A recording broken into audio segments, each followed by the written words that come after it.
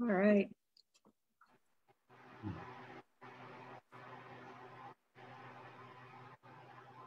So let's see.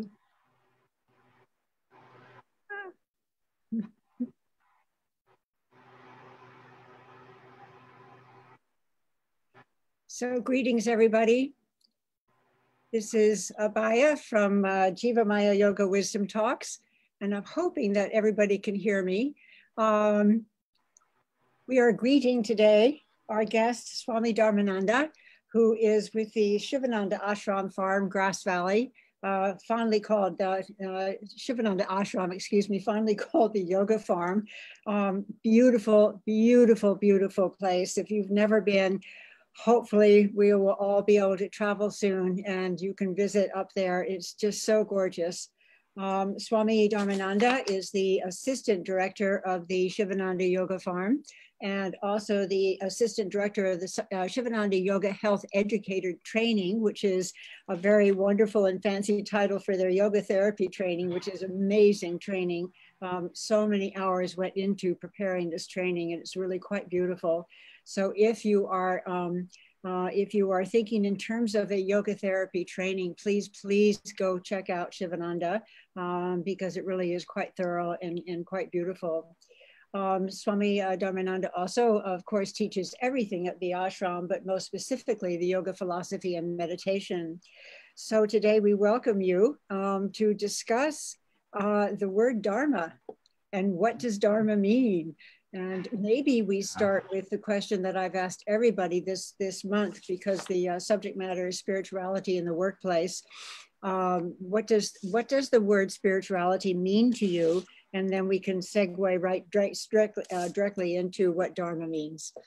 Okay, so thank you, Abby. It's wonderful to be with you and everyone else here. And so what does the word spirituality mean to me? It's, I always draw from Swami Shivananda, and Swami Shivananda says, you know, spiritualize your life.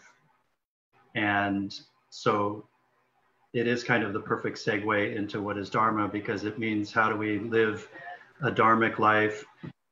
We talk about spiritual life, but that's a little bit abstract to our mind sometimes. What does it really mean in a practical way? So to spiritualize our life means to, you know, do our duty, what it is we're meant to do, but to understand that we're part of a bigger picture here and not just acting out for ourselves in our life. And so that's where we start to get into the question of, you know, what is Dharma? What does it mean to live a dharmic life? And so spiritual life is actually very practical and grounded. You know, we have to understand that it's not something, a romantic idea that we might have. It actually means we still have to pay the bills and do the laundry and chop wood, carry water, all of this we talk about. So yes. Amazing. So how does one, if one is really searching for this sense of purpose, which I think at this time especially, we all really are. I think a lot of people have come through this COVID. We're aware of the fact that actually it's not going to go away. There is a big change happening and it's here to stay. And maybe we're not so happy doing what we were doing, or maybe the office where we were working is no longer available to us. So we're thinking about, in a sense, reinventing our lives, and we're trying to find that sense of purpose. How do you go about doing that? I mean, where do you start? Yeah. So this is somehow we're collectively experiencing this together, and we would say that's the collective karma, and it's the whole world. It's not just an individual or a small group of people, it's all of us. And so when we talk about, you know, what is Dharma, it's the universal divine law. And there's adharma, which is the opposite, and that is anything that is contrary to the universal divine law. So Dharma itself means to hold together. And so the idea of this holding together is if we do what we're meant to do in harmony with nature, then society and the community flourishes, and we as individuals flourish. at the same time, when we talk about health, if we're living in harmony with nature and creation and that universal divine law, then we will be healthy. Healthy in body, mind, spirit. It doesn't mean simply, maybe the physical body will still suffer disease, and maybe mentally, emotionally, we don't feel always in tune and harmonious with nature itself, but spiritually we can still be healthy. So there's this underlying connection when we live this yoga life. You know, we connect ourselves to nature and we live in harmony and balance with nature, and this is what is called a dharmic life, to do so like this. So then it's our state of health that, you know, we're all confronted with right now with this COVID-19 pandemic. It doesn't mean, you know, what's our first reaction to this? Oh, it's a very bad thing. It's certainly a very difficult thing. It's a very challenging thing for all of us. And there's a lot of confusion. We don't know how to respond to this. And we're looking for answers. And we've been teaching, and, you know, I refer to my teacher, Swami Dharmananda, and she's been telling everyone, you know, this is the time to turn within and connect with yourself, which is our path in yoga, is to connect with the self. So we look at this as a great opportunity rather than a great difficulty or a time that we all have to suffer. It doesn't mean we have to suffer, of course. Yeah. So how can we turn this into a really positive opportunity or an opening to see ourselves and to see our relationships? Because when we talk about ourself, we're talking about our relationship to the community, to the society, and of course our relationship to nature and the environment. And we have to question these things, but also see how we can respond in the most positive way. Mm-hmm. So your question, you were talking about, you know, purpose. Yeah. And, you know, in our teaching, the greatest purpose is to know the self, what we call self-knowledge or self-realization. And so this is our highest dharma in the yoga path, is to know who we are. It means to know our divine nature, and not simply I'm this personality, I'm this body, I'm this mind, but to know the essence of our being. And that is our greatest purpose, and everything we're experiencing in our life from the moment we arrive on to today is, we say these are karmic experiences, but all of this karma here is to give us the opportunity to understand more of who we really are. Every situation is an opportunity to learn who we are. And you know how our mind is, we're always thinking, oh no, this is happening to me. I don't like this, I don't want to deal with this. But when it comes to understanding Dharma and how we deal with these situations, it's understanding that, yes, I have to face this in some way, and I may not know how to do that perfectly, but I do the best that I can. And so if we can really remember the larger purpose, the larger path of our life, when all of these situations are coming to us, we can have some perspective around it. And so we say we can have some spiritual perspective around it. So already we have that spiritualization of our life, because I'm remembering and I'm doing my best to apply what I know to that. So I hope that is beautiful, clarifying a little bit. Yeah. So for someone to begin, let's just say that they are on the yoga path and they really want to begin exploring this. Would you say the yamas and niyamas are maybe a good place to begin, or where would you suggest somebody really start to weed out the garden, so to speak? Yeah, we have to deal with the weeds for sure. So, and that's part of it right there, is recognizing that the weeds are there, and okay, that's the work I have to do. So, of course, just by coming to the yoga path or the yoga practice, we already have some level of awakening going on that recognizes, wait a second, what I've been doing before is not working for me. I need to find something. And actually, it's a recognition that what we're looking for is already within us. That spark is there. And then how do I apply that in my life? Yeah, in that practical way. So the yamas and niyamas are there. And these, we say, are the ethical guidelines of yoga. They lay the foundation for our yoga practice. We can see them as like the guardrails in our life that keep us moving in the right direction, because our mind is really ready to take off any way it would like to. Yeah. And that's, we struggle with this. And so, we have the habits and the tendencies of the mind, and those are the weeds that we're looking to, we have to tend.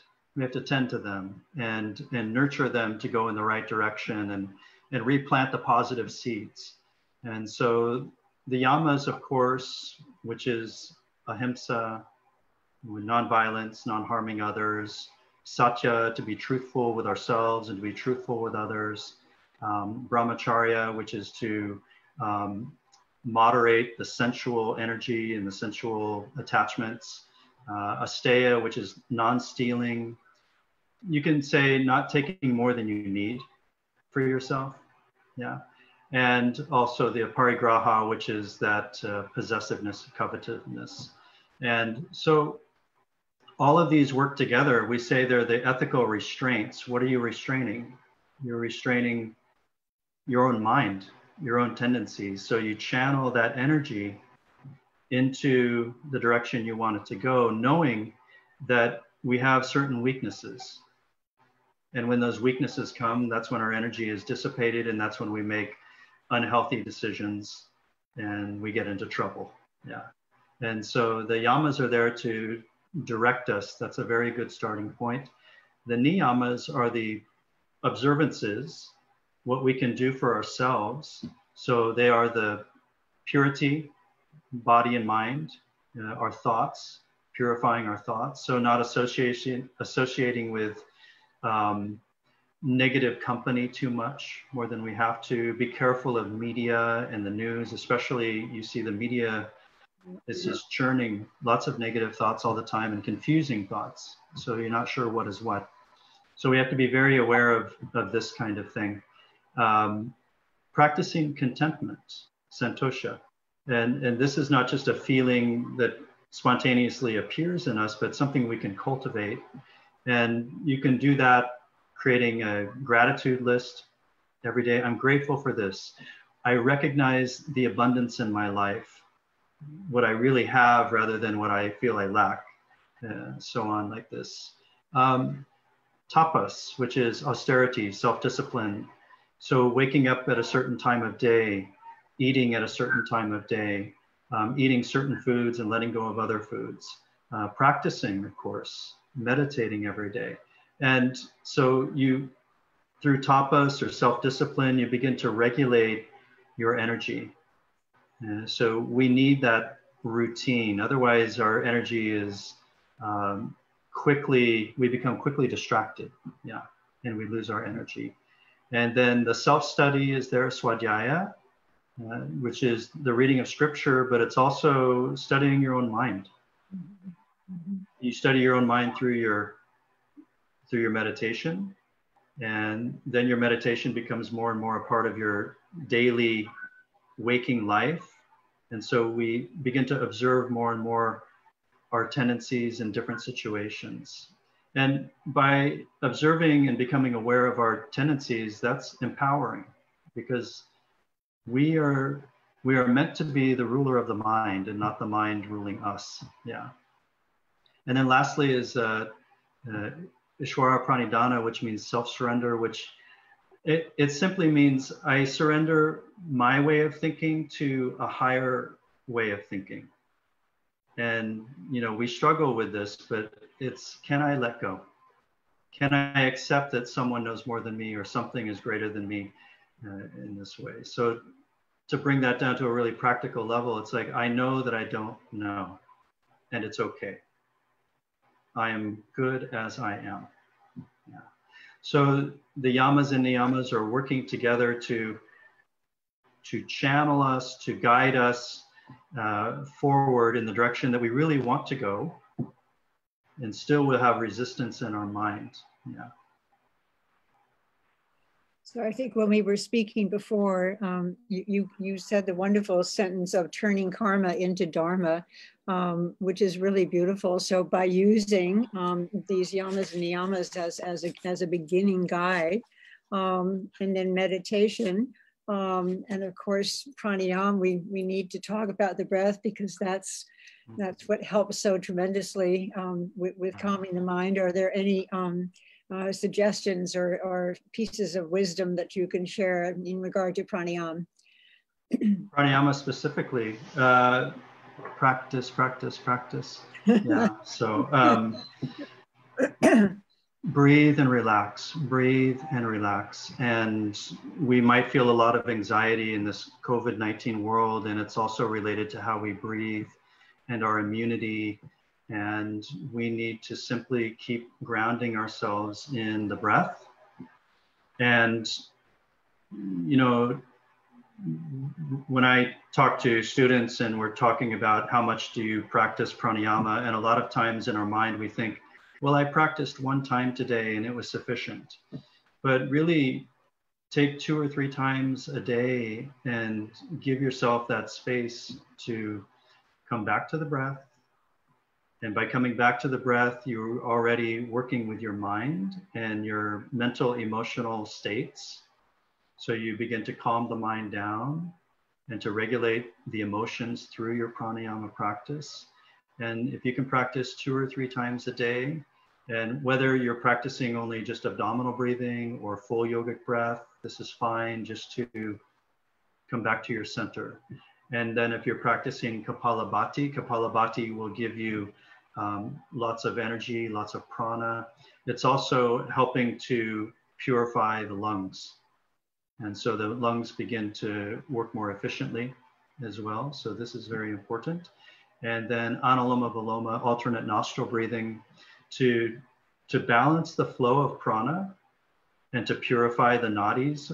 And this will also calm the mind down. And all of this together helps us to, you know, we talk about prana.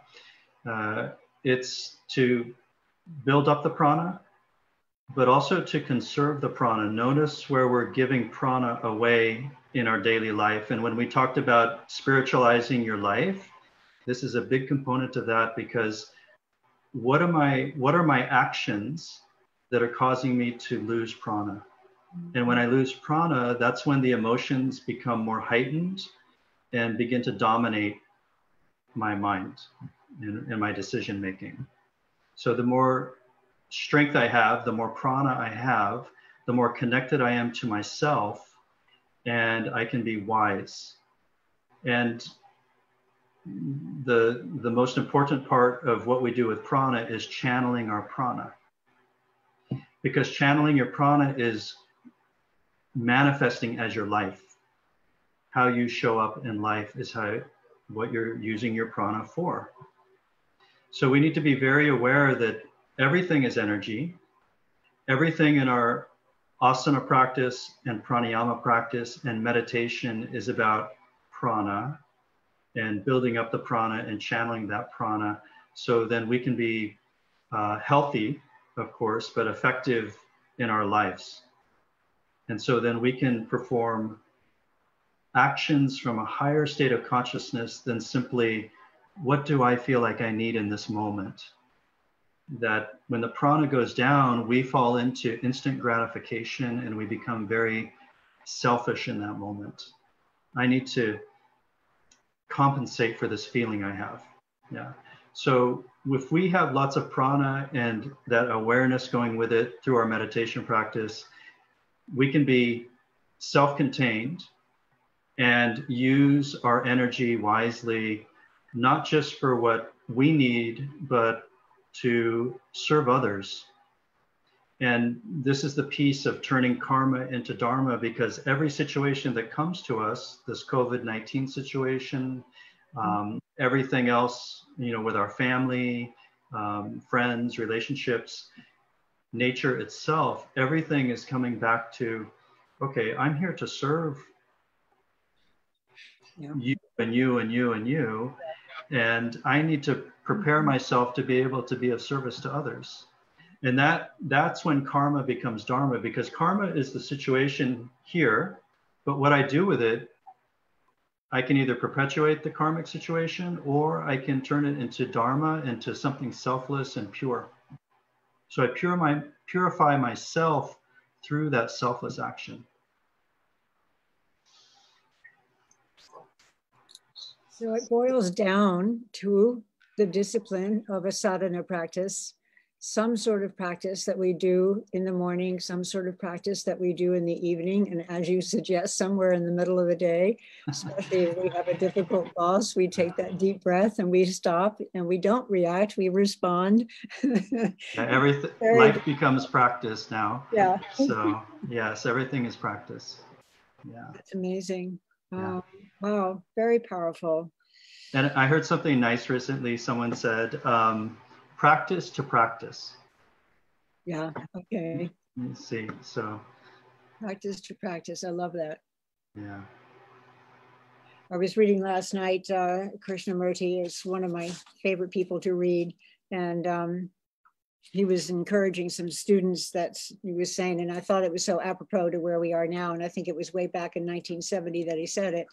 But he said all the chaos that we're finding in the world right now, that chaos is inside of us. So each one of us has to clear our chaos in order for that chaos out there to clear up. And I just thought that's really quite beautiful. So, well, that's the trick, isn't it? Because we think it's something, everything's happening outside, but it's actually coming back to us. Yeah. Mm-hmm. Yeah. That's amazing. Mm-hmm. So in these times, with not too many minutes left, in these times that we are in right now, is there anything that comes to mind that you would like to share? Any thought that just sort of pops up for you that you would like to share with the listeners in regard to how to really best navigate these times, in and above everything that you've already said, which is amazing? Yeah. I think the fundamental thing is we have to keep nurturing positive thoughts, even though what's apparently external is very negative to us. And we can do that by keeping satsang. And satsang means to be in the company of like-minded people.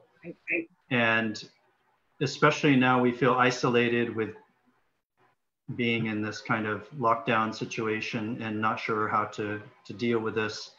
But imagine there's other people just like ourselves that don't know how to reach out, but we can reach out to them.